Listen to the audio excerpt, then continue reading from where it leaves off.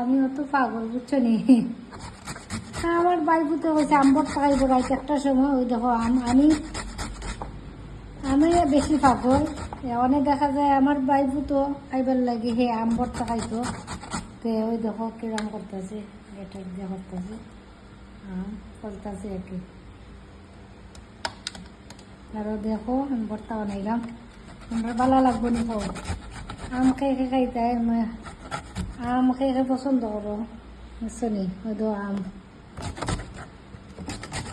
কত রাত্রে আসছো না, বুঝছো নি? সবে জানি আম যে তোমরা পছন্দ করো, তার লাগে খালি বারবারে আম। আর এখন তো আমের সিজন, কয়েকদিন পরে আইব তোমার কিতা জানে কয় ভাই তারে জাম, মানে জামের ভর্তা আরো মজা। হ্যাঁ, রাইত আমরা জামের ভর্তা আমরা রাইত 2টা-2:30টার সময় খাই, একে আমরা মতো আসা কলসা জামের ভর্তাই লাগান রাইত 2:30-3টার সময় আমরা খাই সবাই মিলে বইয়া। সব দেখো কি সুন্দর মাশাল্লাহ, দেখো বুঝছো নি? আম বলতে আর খাইলিনি, বেশি করতাম না, করনি কিন্তু ভালো লাগেনি। কৌসান আমের ভর্তা ভালো লাগেনি, আম খাই পছন্দ হয়। দেখো কাছে যে ভালোই লাগে।